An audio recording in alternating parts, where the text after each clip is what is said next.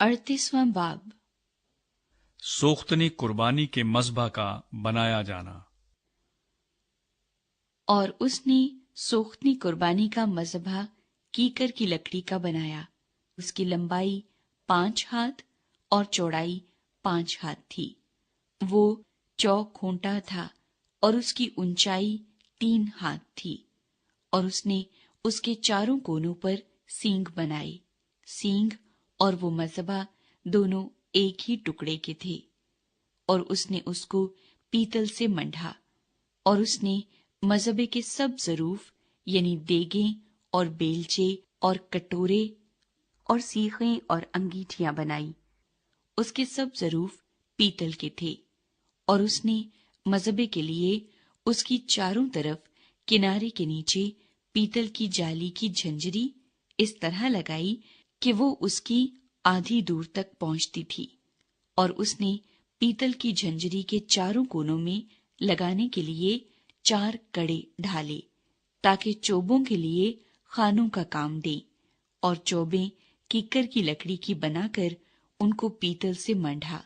और उसने वो चोबें मज़बे की दोनों तरफ के कड़ों में उसके उठाने के लिए डाल दी।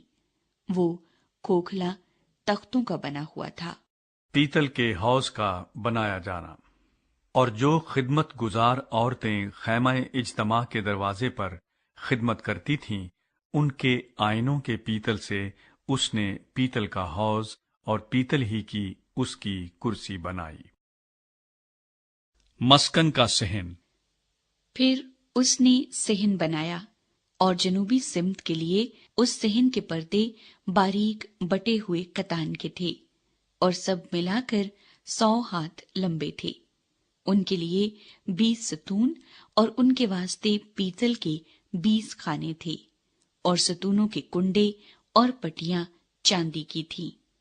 और शिमाली सिमत में भी वो 100 हाथ लंबे और उनके लिए 20 सतून और उनके वास्ते 20 ही पीतल के खाने थे।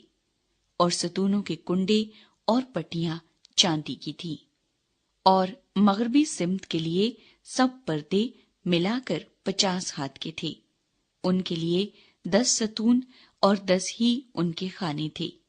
और सतूनों के कुंडे और पटियां चांदी की थीं।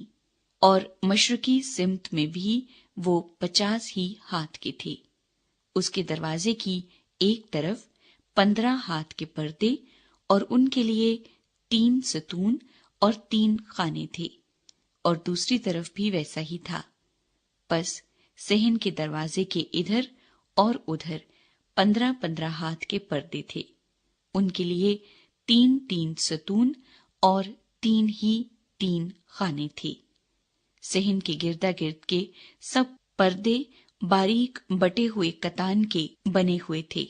और सतूनों के खाने पीतल के और उनके कुंडे और पटियां चांदी की थीं। उनके सिरे चांदी से मंढे हुए और सहन के कुल सतून चांदी की पट्टियों से जड़े हुए थे। और सहन के दरवाजे के पर्दे पर बेल बूटे का काम था। और वो आसमानी और अरगवानी और सुर्ख रंग के कपड़ों और बारीक बटे हुए कतान का बना हुआ था। उसकी लंबाई 20 हाथ और ऊंचाई सहन के पर्दों की चौड़ाई के मुताबिक 5 हाथ थी। उनके लिए 4 सतून और 4 ही उनके वास्ते पीतल के खाने थे। उनके कुंडे चांदी के थे और उनके सिरों पर चांदी मंडी हुई थी। और उनकी पट्टियां भी चांदी की थीं। और मस्कन की और सहन के गिरदा गिर्द की सब मेखें पीतल की थीं।